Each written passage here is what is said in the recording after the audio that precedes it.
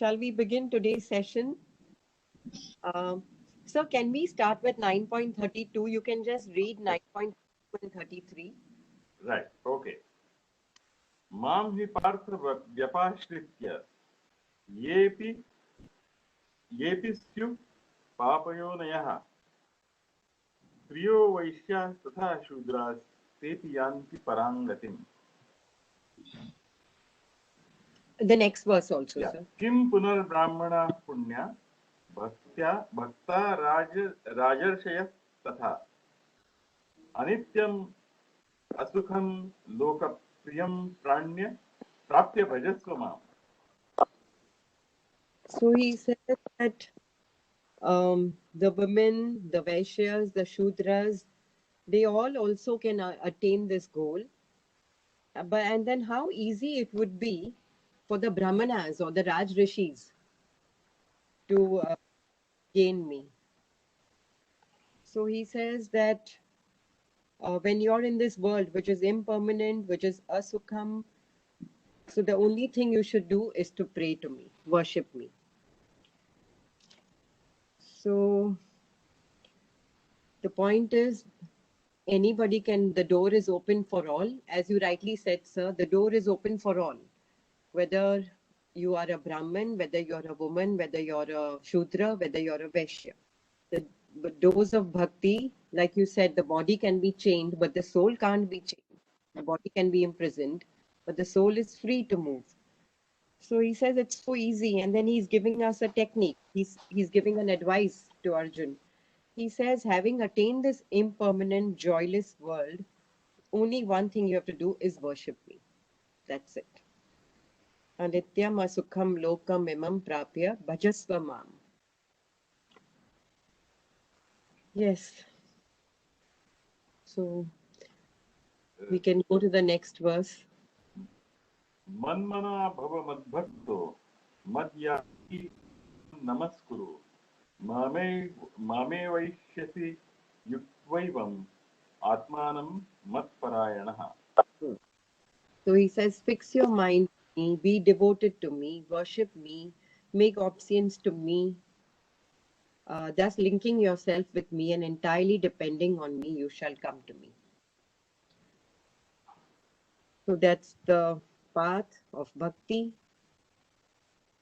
It's not a very easy path because it takes time. In the Yoga Sutra also, when they talk about abhyas, they talk about abhyas. So they say dirgha kala. They use the word devotion, satkar.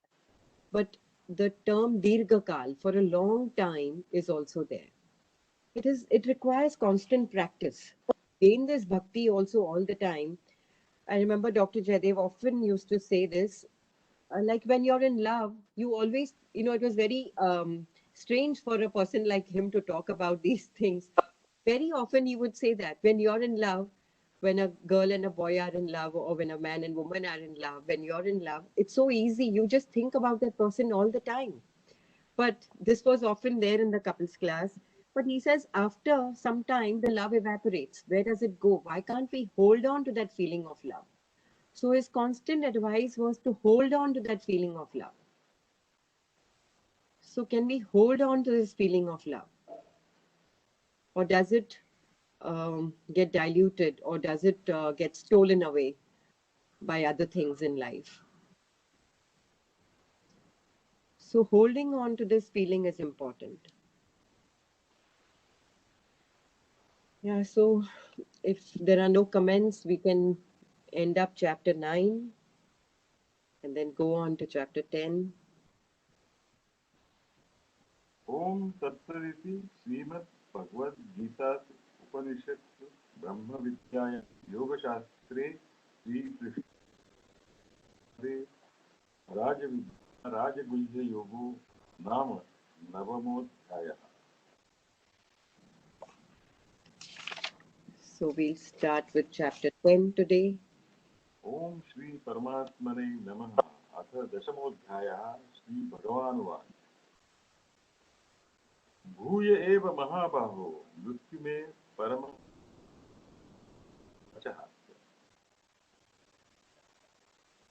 यत्तेऽहं प्रीयमाणाय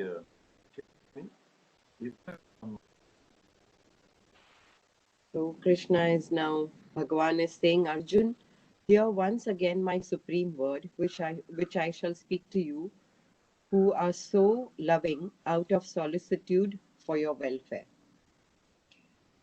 So he's saying, hear once again my word.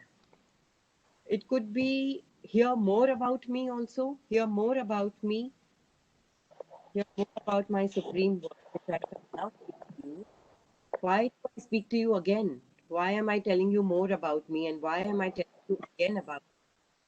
Because you are so loving, because you're taking interest in what I'm saying, because you're beloved, you're my beloved, you're taking delight in my word. That's why I'm going to tell you again, wishing your welfare.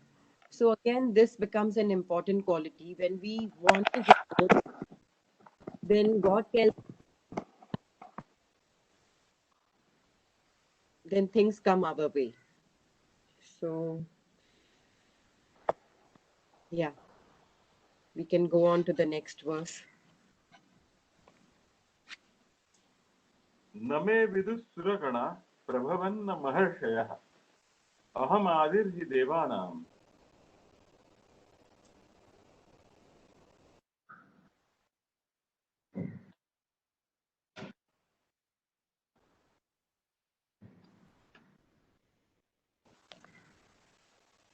Okay. So he says, neither the gods nor the great sages know the secret of my birth. I am the prime cause in all respects of gods as well as of the great seers. So he says that the devas, the surgana, and the maharshis. So we would take the devas to be the best of beings, the maharshis, the most intelligent or the most advanced, mentally, intellectually advanced of beings. So even they don't know my origin. So only God Himself knows His origin. Nobody else can know Him. So He says that I am the beginning. Aham Adir. I am the beginning, and only I know myself. Even the great sages do not know me completely, not even the devas.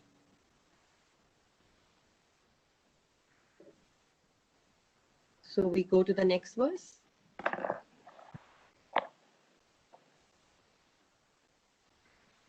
यो माम् अजमनादिं च वेत्ति लोकमहेश्वरम् असम्मूढस्तमत्येषु सर्वपापैः प्रमुच्यते. Yeah. So he says, he who knows me in reality as birthless and without beginning, and as the supreme Lord of the universe, he, undeluded among men, is purged of all sin. Now, to know God as the Loka Maheshwaram, as the great Lord of the worlds, to know Him in His essence, know Him to be the beginning, it's not an easy thing. So, when I read this verse, the story of Tansen and his guru comes to mind. So Tansen was one of the 9 gems of the court of Emperor Akbar, and he's always singing such beautiful ragas. He sings so beautifully. It rains and the lights go on. Things. He's an accomplished musician. So one day Emperor Akbar has this thing in his mind that Tansen, you're so accomplished. How much more must be your teacher, your guru? So Tansen says, he says, I want to hear your guru. Tansen says, my guru won't sing for you. So he says, why? Because he says, for my guru, you're the emperor of the world. You're the emperor of this kingdom, not the world. But for my guru, God is the emperor of the universe. So he sings only for God. He is the Loka Maheshwaram. He sings only for him. And so, of course, the story goes on that they go in disguise and they go and sit there in the cottage of Sri Haridas. But Sri Haridas is going to sing only when he wants. So they have to wait, and finally he sings. So to consider God as the great Lord, the Loka Maheshwaram, is also not an easy task. You have to give up a lot to consider him as the highest. So he says, the people who consider me as the highest, they are freed from all sin and they attain me. Okay.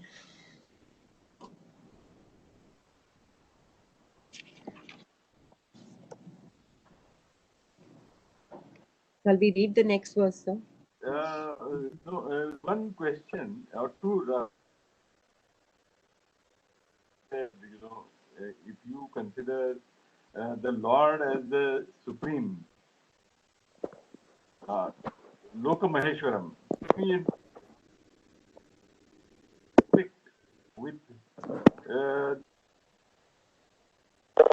brings you in conflict with the ruler, and then you can be like Haridas, who has to stay in a forest.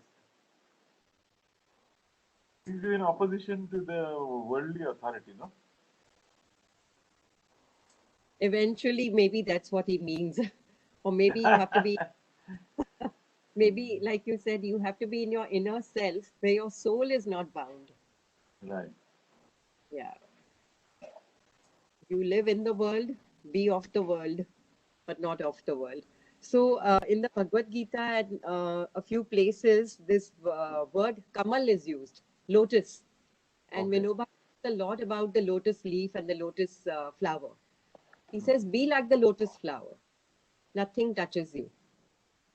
Yes, sir, it's very true. To live in this world and not be and be a witness is a very difficult proposition. But it's again constant practice. Slowly, the mind has to be diverted. Like Sunilji says, I keep on working on the breath. The breath is also nothing but dedicating, thinking of God, thinking of something higher than yourself. So it requires constant practice. And once that is slowly achieved, once that slowly gains a foothold, then I think you will notice that the mind automatically goes towards the Lord. It's a matter of experience. You can't talk about it. You have to just practice it, experience it, and it happens. It naturally happens. There are people who, say about when they hear about cases of murder, of brutal, murder, of brutal killing, rape, so many, things. Then you wonder, where is God? And then people go on arguing about that. But then it does play on the mind. But I just think, this is what I personally think, that if you constantly think of God, when you really think of Him in the good times, when there is a deep gratitude within you, then you just become a witness. You may read, you may hear, you may get affected, but you do maintain that attitude of a witness. It happens. It's not that it can't happen, but one has to work for it. So, Just to, sir, go on, please, sir. No, sir, Sunilji, aap. No, I'm saying, so just to second what Ashaji was saying, so this whole, this technique of the breath, while I had kind of,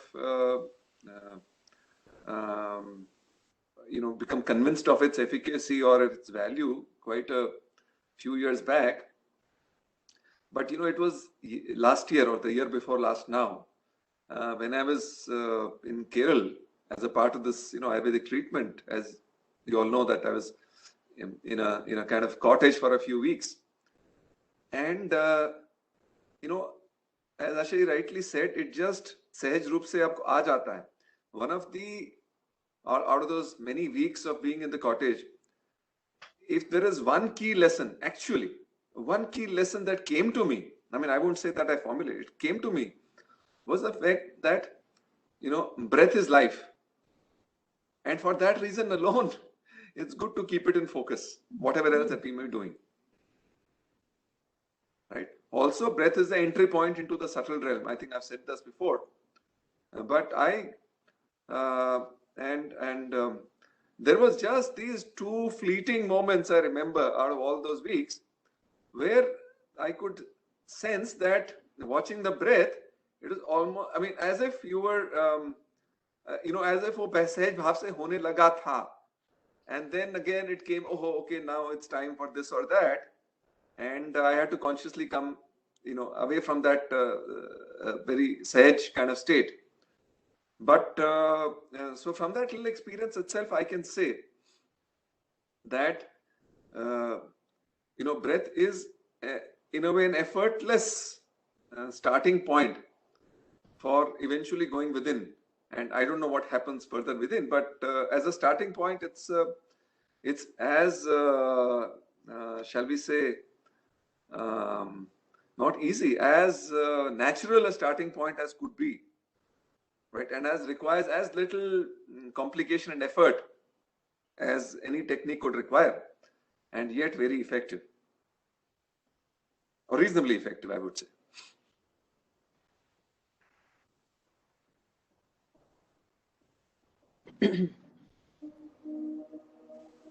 Ashayji, the other point was about purged of sin. So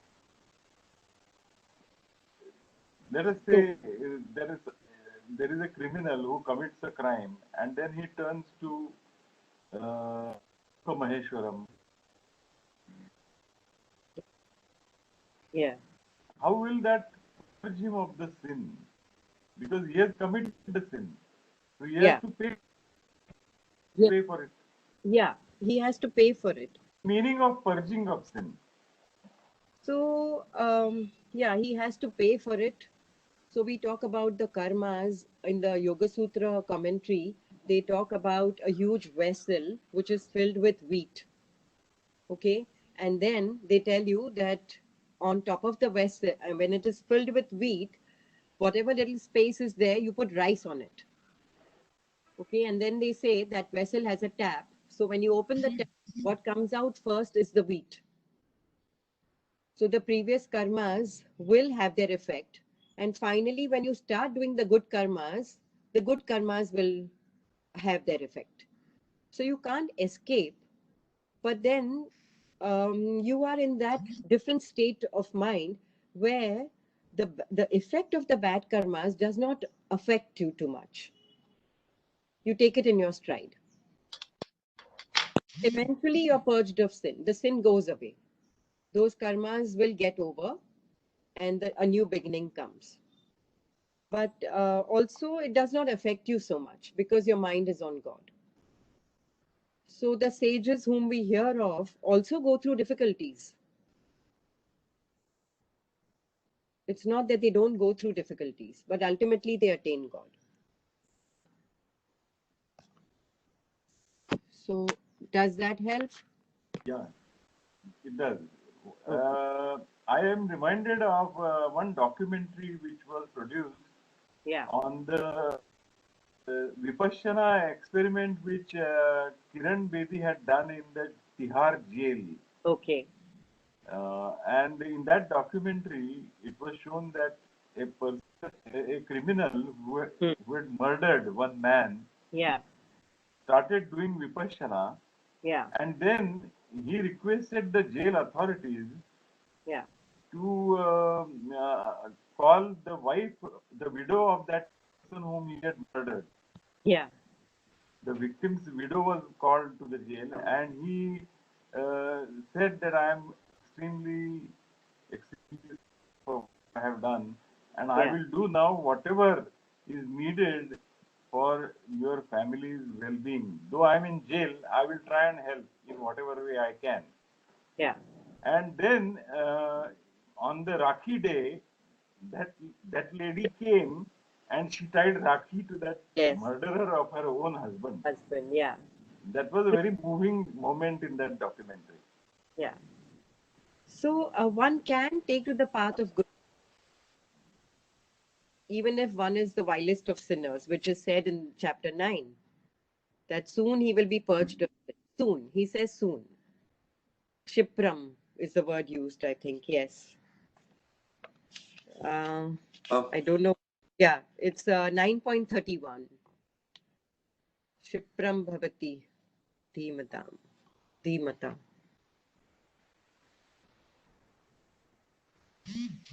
Sir, sin, I mean, again, all of what we call as pap and punya are actually, I mean, these are efforts arising out of a certain, these are arising out of, shall we say, a frame of mind or a perspective, right? Where divisions exist. That is, I as an individual define myself to be limited to some kind of sphere, whether it's my body, whether it's my family, or whether it's my neighborhood, whatever be that sphere. But anything short of the the complete Brahman, that is that is shall we say a departure from the actual situation. So the moment when we feel divided, the actions that we emanate from us are to that degree sinful. So when I murder another person, right, that is with some kind of understanding that, look, this person is not me, right? Now, all such, or the degree of separation is really the key, right? It is the key klesha. Also, avidya is about taking the unreal for the real, and the etc. So this bridging, now the question is, and I think in the Bible also, or somebody, I believe Bertrand Russell is said to have asked that, look, in the Bible it is said that for some kind of sin you will be forever assigned to hell. Isn't that too much of a punishment for some small or large sin, forever assignment to hell? The thing is that this realization of the interconnectedness, coming back to our familiar theme from AI, that just takes a moment. The lifting of the wheel, as they say, or just this realization that all divisions are unreal, does not take too long to come about. And that is what is sin. I mean, after all, the moment that illusion, if we may say, is lifted, then the whole sin is, kind of as if it is evaporated. So all the suffering that arises is on account of that separation. Eventually, So, as we've seen in the case of Angulimal, as we've seen in the case of Valmiki, sometimes it just takes that moment for it to get lifted. And other times, even if we are doing punya, so to say, but without that change of perspective happening, even that is not of much use, sir. The keyest thing is for our perspective to broaden, I feel.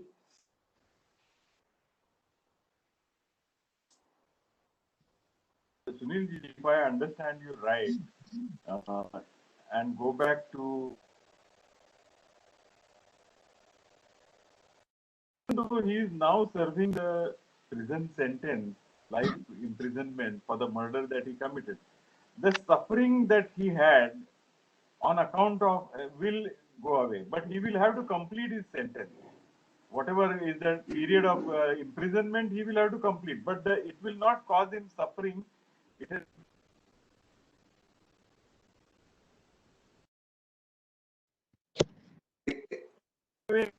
right.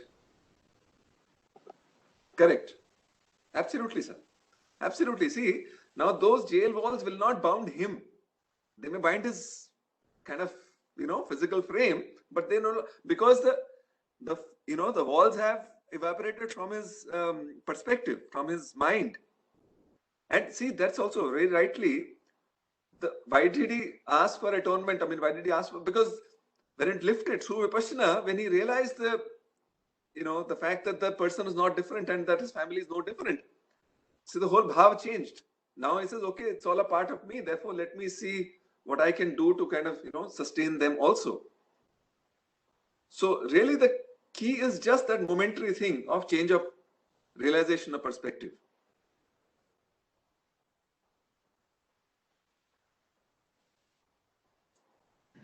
Okay. So shall we do 4 and 5?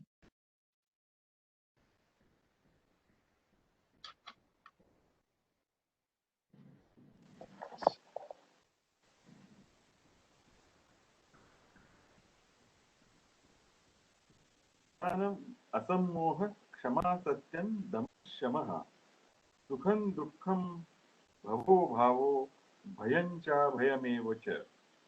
Ahimsa samata tushti tapodanam yasho ayashaha bhavanti bhava bhutanam mat eva pruthak vidhaha. So now he's listing a variety of feelings, emotions. He says reason, right knowledge, unclouded understanding, forbearance, veracity, control over the senses and mind, joy and sorrow, evolution and dissolution, fear and fearlessness, non-violence, equanimity, contentment, austerity, charity, fame, obloquy. These diverse traits of creatures emanate from me alone. So now he's talking about feelings. So first he spoke about the rishis, that the rishis don't know me, but they come from me. I am the origin of everything. And now he says that all these qualities, these different traits, the bhavs, they also arise from me. Uh, the right understanding, non-violence, control over the senses, control over the mind, and so many contentment, equanimity, charity, fame, or loss of fame, all of this comes from me. All these diverse emotions also arise from me. I am the source of all of this. So not only the physical body, the mental and the intellectual body also comes from him. All comes from him.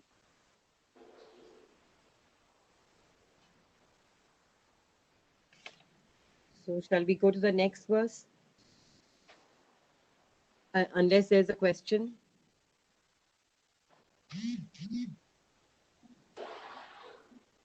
महर्षय सप्त पूर्वे चत्वारो मनवस्तथा मद्भावा मानसा जाता येषां लोक इमाः प्रजाः.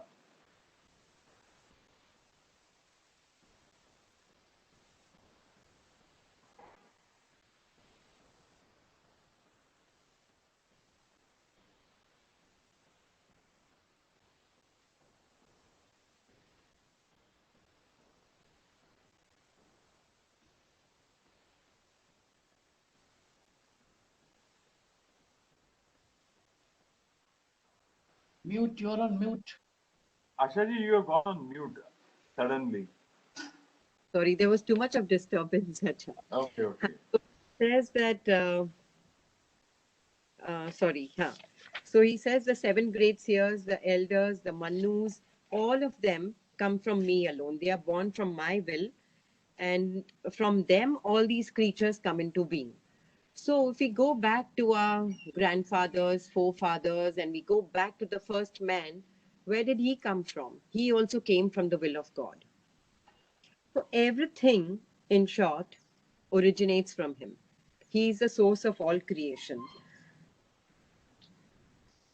Source of all creation, the physical creation as well as the mental creation, the mental emotions which were listed now, and the source of our ancestors, our forefathers. He is the source of everything which we see in the world and which we experience in the world.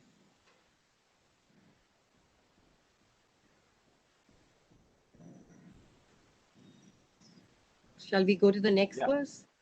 एतां विभूतिं योगञ्च मम यो वेत्ति तत्त्वतः तो विकम्पेन योगेन युज्यते नात्र संशयः. So he who knows in reality this supreme divine glory and supernatural power of mine gets established in me through unfaltering devotion. Of this there is no doubt. So the one who knows that he is the source of creation, the Loka Maheshwaram, or the Lord of the universe, from where everything comes. If he knows that in its true sense, in reality, then he established in the unshakable yoga, Avikampena yoga. He's using the term Avikampena yoga. And then before that, he says, who knows this Vibhutim yoga, who knows my powers, who knows that I am the only powerful thing in this universe, he comes to me. He established in me. This Avikampena yoga is very interesting. Yeah. Yeah. He's not taken. There is no tremor. You see, the mind, it's just like, it's so fragile. Just a tremor in the mind can shake you. It's just a small wave. So he says, Avikampeena Yoga. Yeah, you can go to the next verse.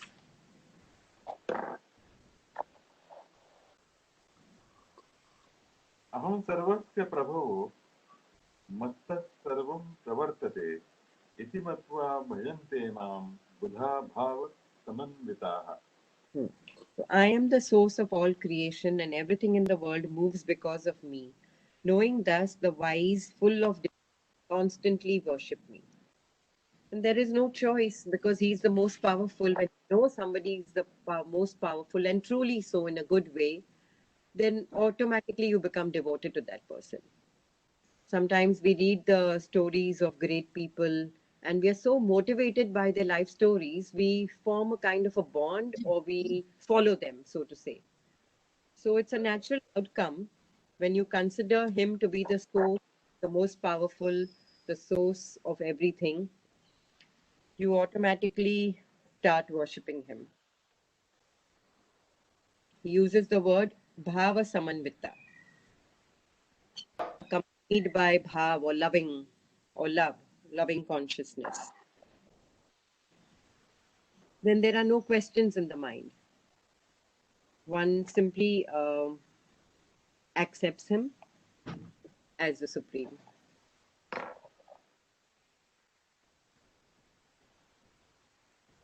So we go on to the next verse. मच्चित्ता मद्गत प्राणा बोधयन्तः परस्परं कथयन्तश्च मां नित्यं तुष्यन्ति च रमन्ति च. So he says, with their minds fixed on me and surrendered to me, conversing and enlightening one another about me, about my glories, my devotees ever remain contented and take delight in me. So he says that they do my katha, kathyantascha. He's using the word katha. They talk about me and they are delighted in that. They enlighten each other with my stories, and they ever remain contented in that. So bhakti, one of the way of bhakti is to recount the glories of God, or to read his stories and to do the katha of his stories. And thus, this is actually what we are doing, enlightening one another in this class also. We learn from each other's thoughts, readings, discussions, reflections, and we gain more knowledge. It helps us to clear our own mind and thoughts. And it takes us closer to the divine, or to a different kind of a life, or a different kind of a mindset.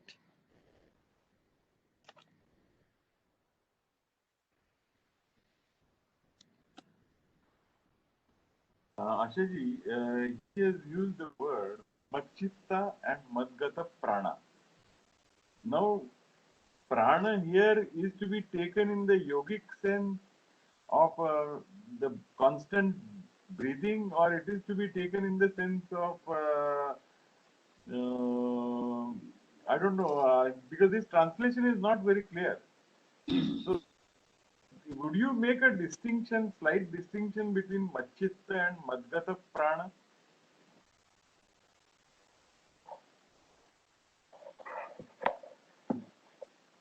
Because Madgata Prana comes closer to what Sunilji was saying, that I'm constantly fixed on my breath. And he says, if you take prana in the yogic sense. Yeah, so he says that Hatha yogic sense. Correct. So Sunilji said that I realized that prana is a life. And here when we talk about chitta, chitta, as we have often heard, is made up of the buddhi, ahankar and manas. The intellect, the I sense, and the manas, the mind. So when we, these instruments of the mind, intellect, are totally absorbed in him. And when the whole life, prana would be, I would take it as life. When my whole life is absorbed, when every moment of my life is absorbed in the highest, then I'm contented and satisfied. So I would take it as the instrument of the intellect, of the mind, and breath or pran or life. So your question as in Hatha Yoga was what?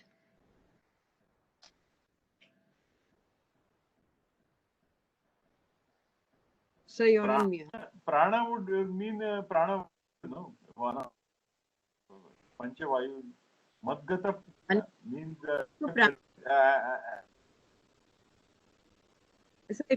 at every moment I am fixated on, devoted to. Yes. Madgata would mean, and Machitta would mean that it is there in my mind. So mind is in a way memory. So it is there in my mind and it is also there in my breath. Would it be that way? Yeah, it would be that way. Mind could also be the 11th sense. All the senses are directed towards the Lord. What I see, what I hear, what I feel, what I touch, all my senses. The mind is made up of the senses. The mind is the master of the senses. Intellect, my buddhi, my intellect, my mind, senses, and every moment of my life, my very breath is all devoted to him.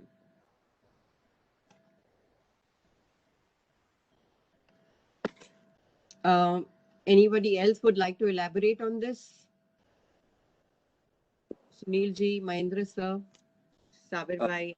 Sir, I was hearing Prashant Iyengar ji, and so he said that look, when he was exploring Panchakosha and he said he want about Pranamaya Kosh, he said, well, I am a little is Pran. I got stuck on that, and the only definition he said find that is defined as Vishwa Chaitanya Shakti. You know, that power which kind of moves the world. But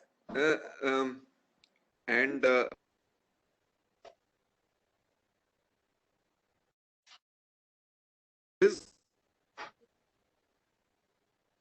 what Panchaprana, the Vayus, they is at the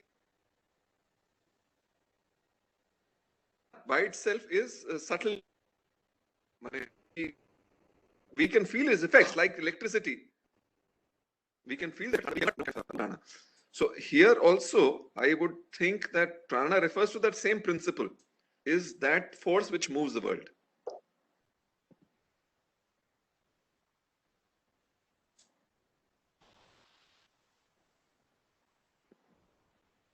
Mahendraji, would you like to? Yeah. Slight difference between the breath and prana. The Panch Vayu that we are taking in a physical sense of breath, prana is much more than that. Chale vate chalam chittam has been said. It moves the chitta. It moves the prana is something. So the breath goes on, the prana moves, it activates. It is a biomental force, in fact, much more than the breath itself. That has been, I think, should be taken as here. More precisely, how we can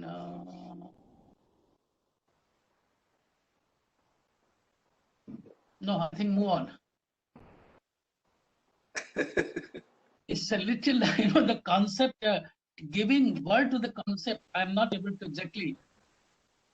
But it's definitely much more than that. Sunilji,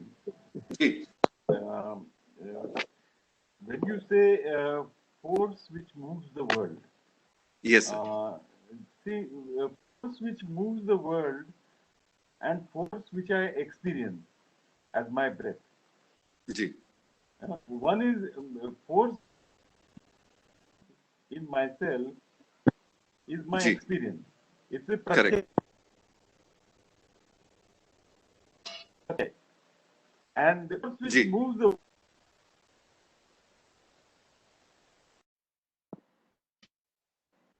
it is an inference that this is the same force which moves the world. Or can it be Pratyay? What I'm saying is, that as far as Hatha Yoga and the Yoga and the whole idea of Panchavayu is concerned, it starts with experience. It doesn't start with inference. Absolutely. What I'm actually, and when you say that my mind is on my breath, that is an experience. It is not an inference. Absolutely, so, you're right. So when we say that my pran is my bodily breath, I don't can be therefore lowered in importance. Actually, it is the starting point of the whole experience. So,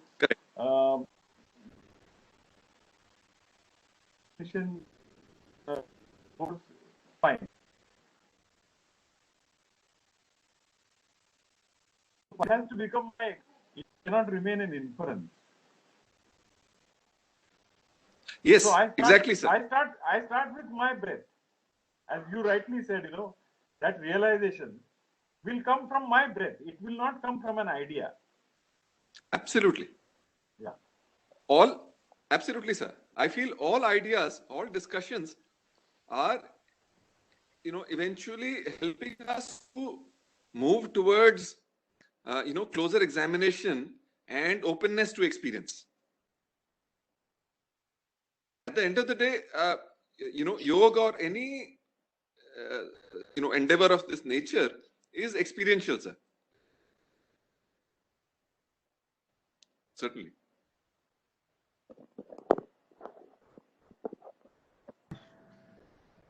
So at the moment, we take it as with every breath, I just absorb myself in the Lord. Shall we move on to the next verse, sir? Tesham Satat.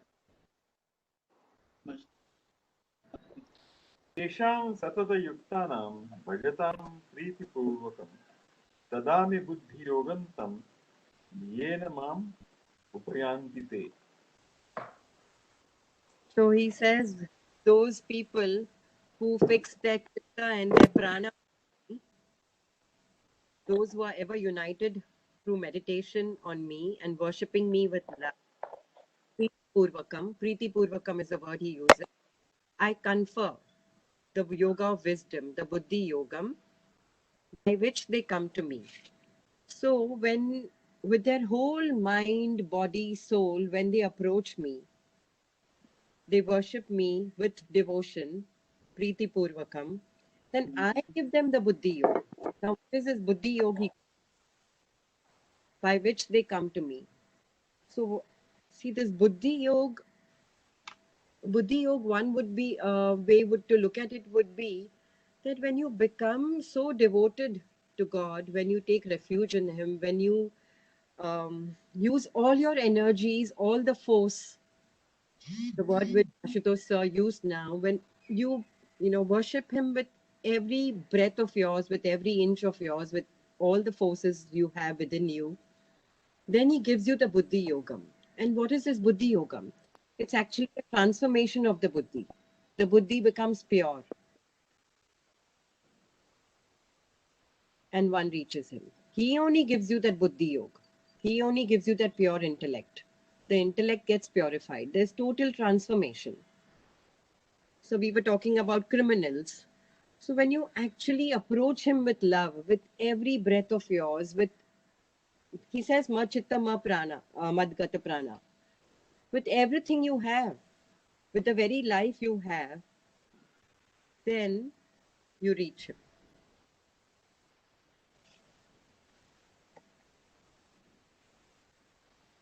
They come to me.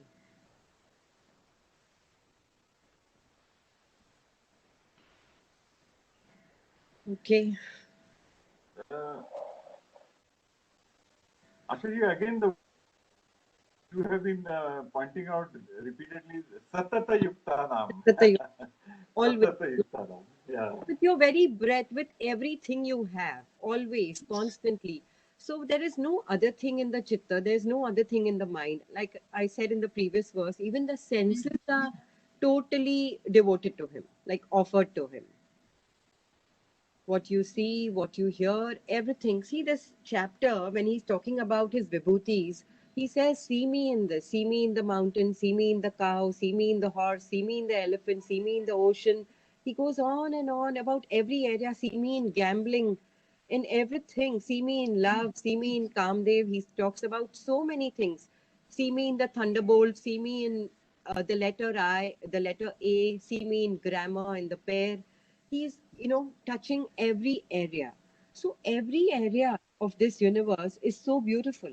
You have to see him everywhere, in the good, the bad, the evil. Everything is him. Even the evil is him. So Vinoba Bhave says that when he talks about in this, we will come to that, when he talks about, I am the beginning, I am the letter A among the alphabets. So I am the beginning. Then he goes on, I am the pairs. So he says, if you can't join the words, how can you read? You can't just do A, B, C, D. You have to join. A, P, P, apple, A, P, P, L. You have to join the words. So you see God in the joint words. You see God in the simple, like in Ram. You see God in the Ravan also. Everything is beautiful. Satatam, every minute, Preeti Purvakam, with love. You love the criminal, you love the hostile, you love the pure, you love the good. You just see that power. They are misusing the power is a different story, but you witness the power in everything. Everything in this world is beautiful because it's a part of God. So you see everything with this Preeti Purvakam word is very good, with love.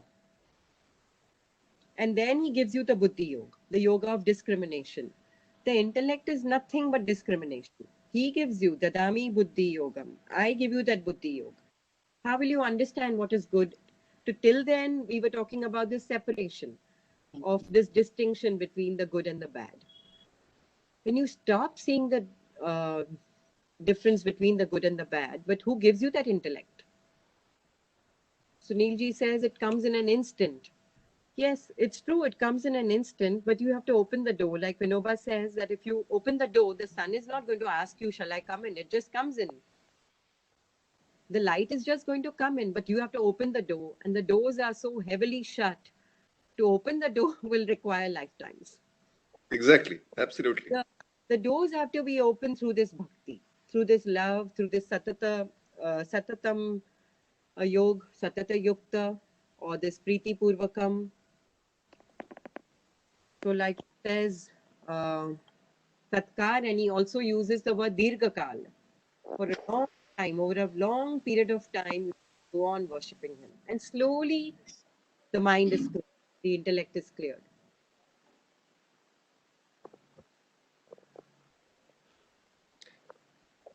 Sunil Ji. Would you this particular word is in a way the path to achieving excellence or the ultimate. So Satata Yukta, Priti Purvakam, and Buddhi.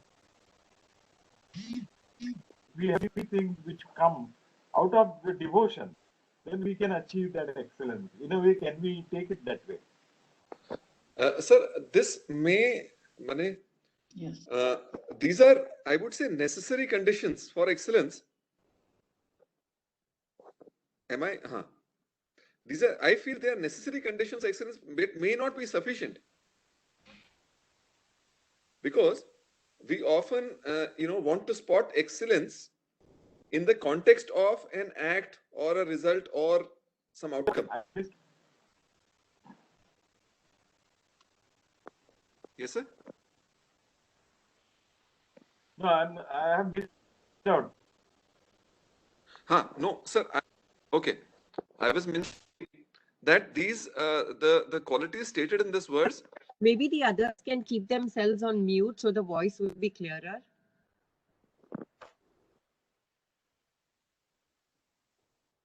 Okay. Sir, am I audible?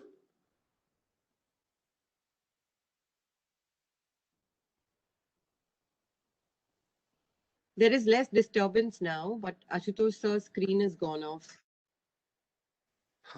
Correct. Maybe we just wait a moment for it to come back.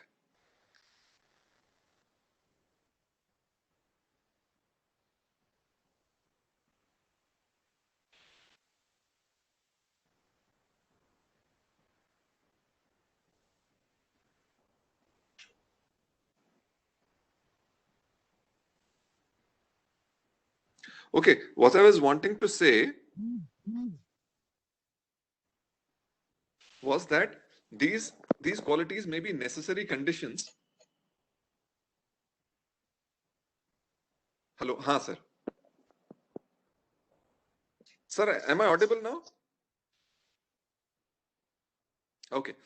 Sir, I was, in my opinion, these are necessary conditions for excellence, but may not be sufficient, because we are used to viewing or looking at excellence or appreciating excellence in the context of an action, a result, or an outcome.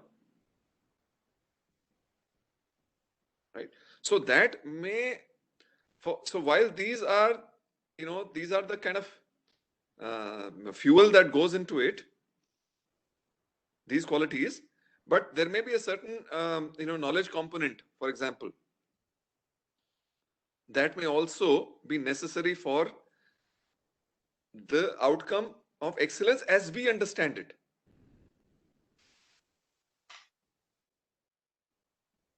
So that's what I feel, sir.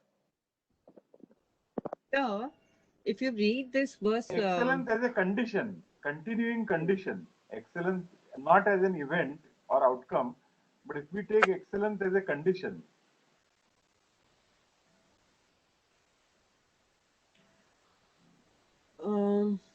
So over here, as I would.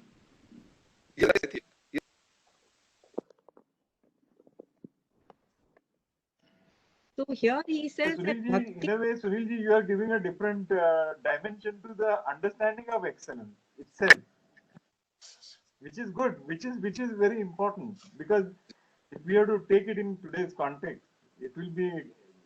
that will be a very different contribution to the whole idea of excellence. Ji. I think the difference between the excellence and the pure awareness, that's what Ashutosh ji is perhaps means. The difference between excellence and the pure awareness is one concerned with the effort, the other is concerned with the effortlessness. I had given the example of the pole vault game. You reach the highest point at the excellent by making an effort. And there comes a certain point where excellence also ceases to exist. And there comes the pure awareness. So effort and effortlessness, these are the words which can distinguish the excellence and the pure awareness, as I look into it.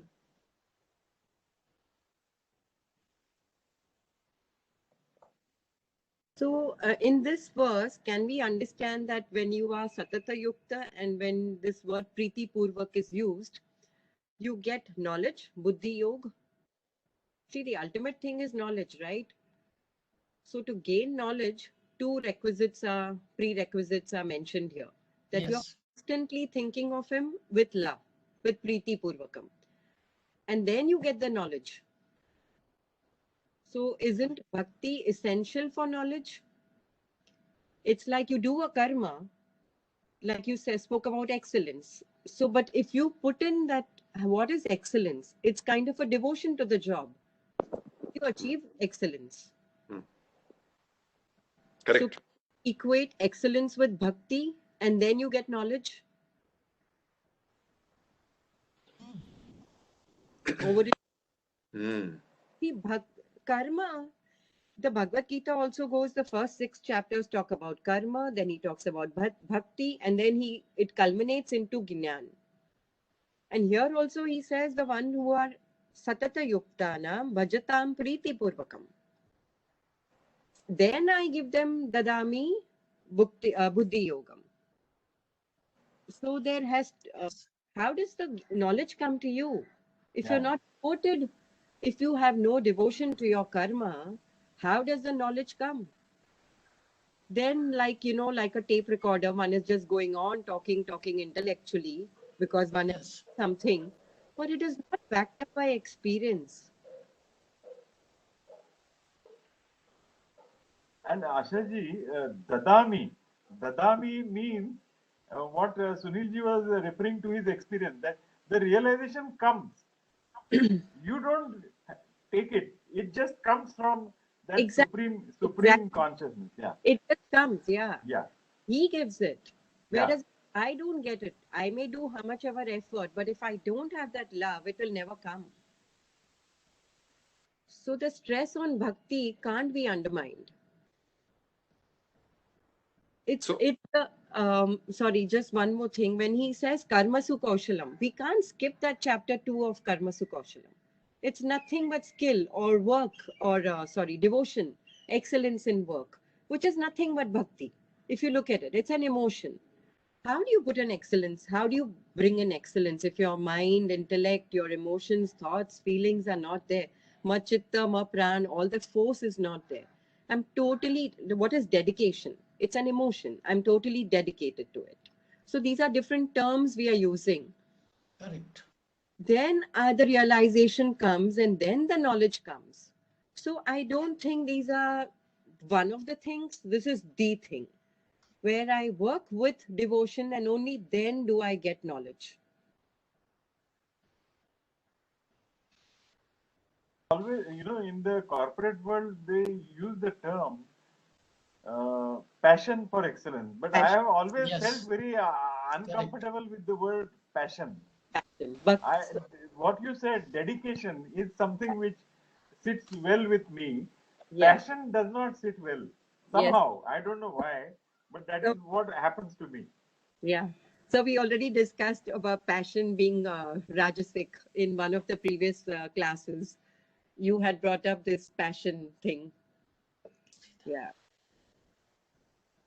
So a sattvic kind of a dedicated, approach.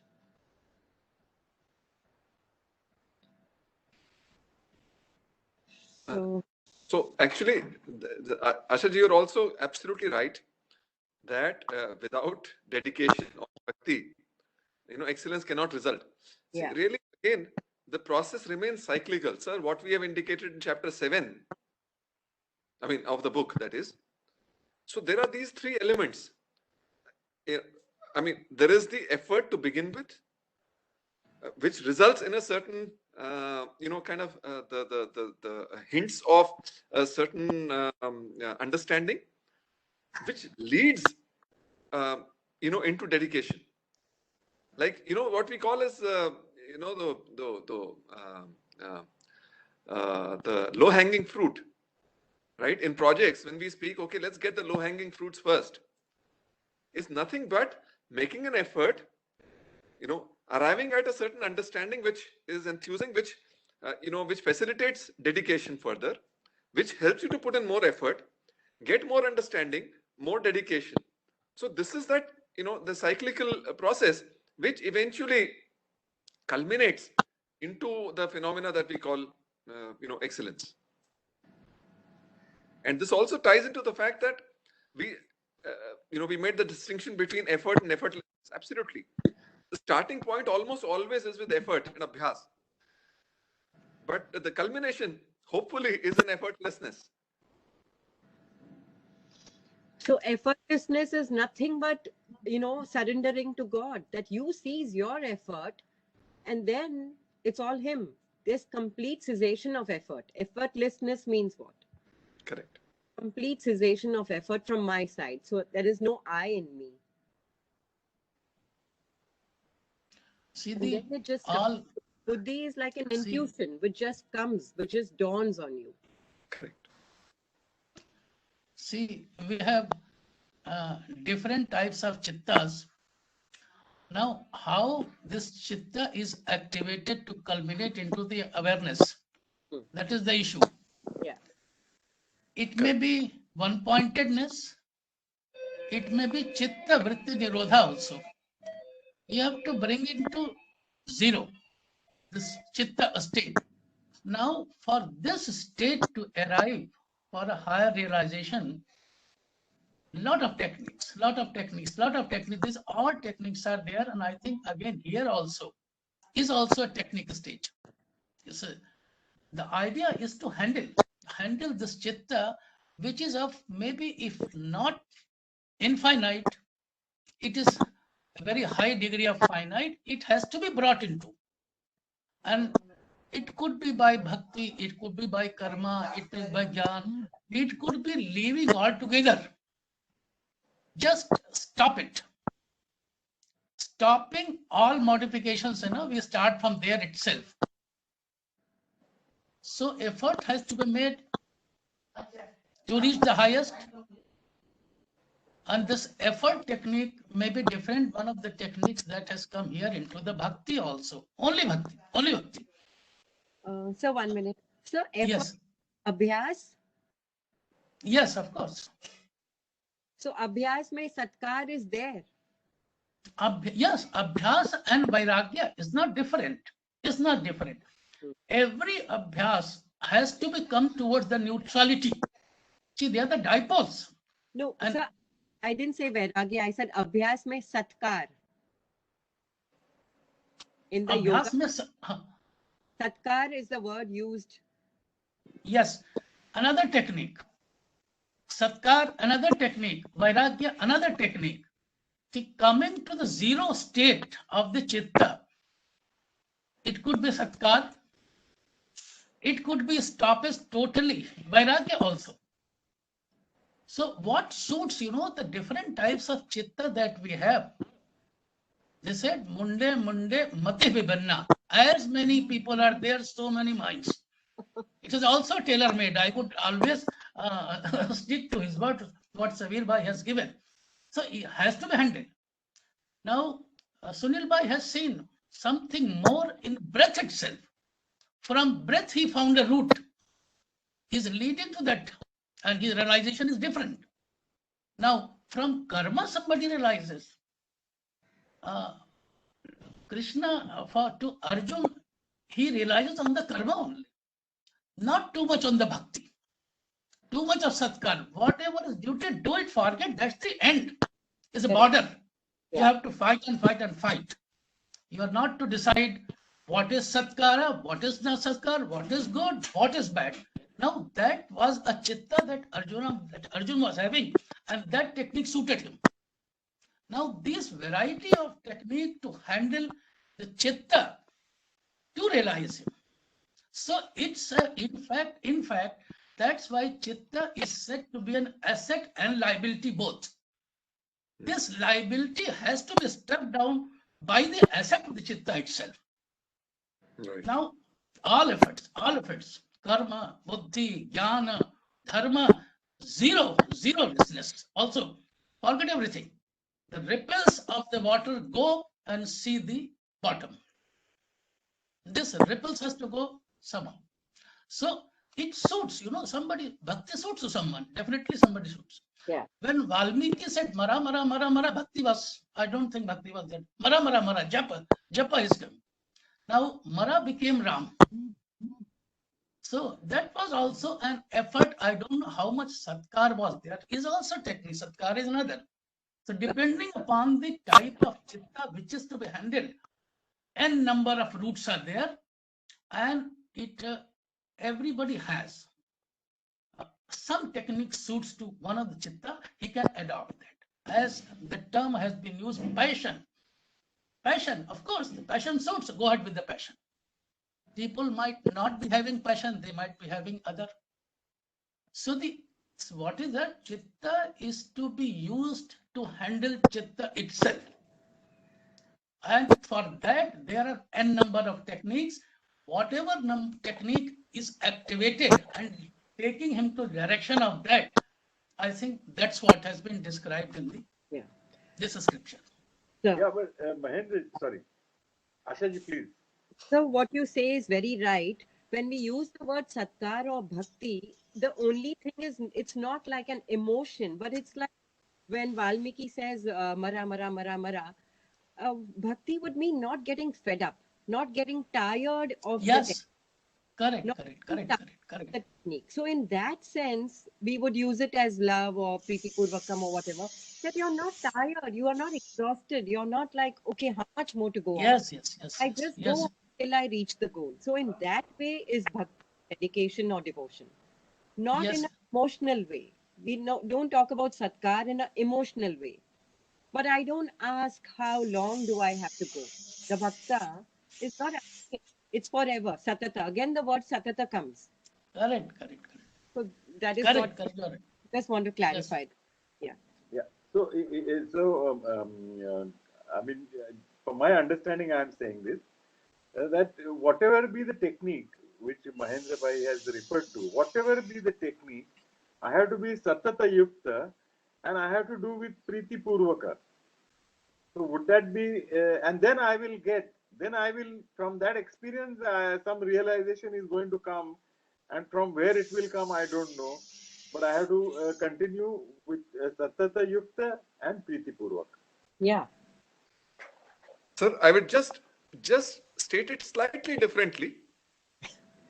Make that as your beginning, which you are able to do with Satata and with Preeti.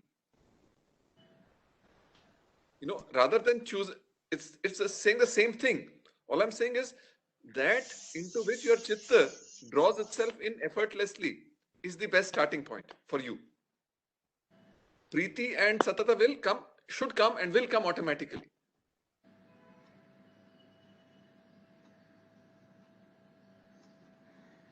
Yes. The one to which you are attracted itself is the beginning Yeah. of Preeti.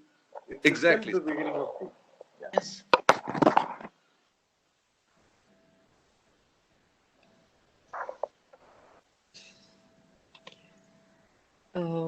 We have only 4 minutes. Shall we read one more verse? Yeah.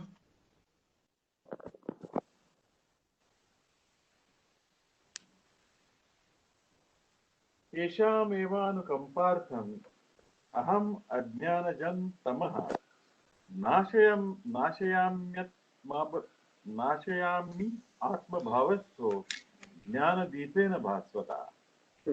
I'll read it again. Yes. येषामेवानुकम्पार्थम् अहम् अज्ञानजं तमः नाशयामि आत्मभावस्थो ज्ञानदीपेन भास्वता. Yeah. So he says, out of compassion for them. Well, now this translation is a little different. It says, in order to bestow my compassion on them, I dwelling in them. He uses the word Atma Bhavastha. I dwelling in their heart, dispel their darkness born of ignorance by illuminating the lamp of knowledge. All what we were discussing. Yeah. So out of compassion, he has cleared our mind too. And so I dwelling within their heart. So when we take him in our heart, we have to take him in our heart. And then he will clear everything. So I guess we'll end today's session with this, and then we'll begin with Arjun's question next time. We have 3 more minutes. We'll begin with verse 12 next time. So, okay. So since you have these 3 minutes, I just want to point out further on that even Raj Yoga begins with ahimsa, it being the first yam. And ahimsa is nothing but it's an even purer form of love and compassion. You know, in love, there is still duality. That there is me and there is you, and I am kind of, you know, expressing something towards you, however pure. But in ahimsa, all we are saying is that, look, there is no duality. I mean, I'm not going to hurt you. That's all. I'm not even being that little aggressive to say that, look, I wish to, you know, kind of express something towards you. No. All we're saying is implicitly that you may be you, but you're not different. You know, we are all limbs of the same organism. And therefore, by hurting you, I'm only hurting myself. I'm not going to hurt you. So in that sense, I mean, it is paramount. Everywhere you see, the essence would everything arises from that. Yes.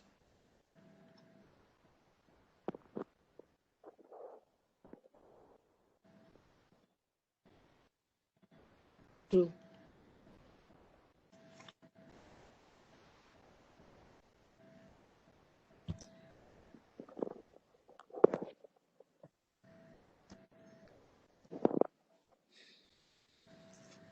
Yes.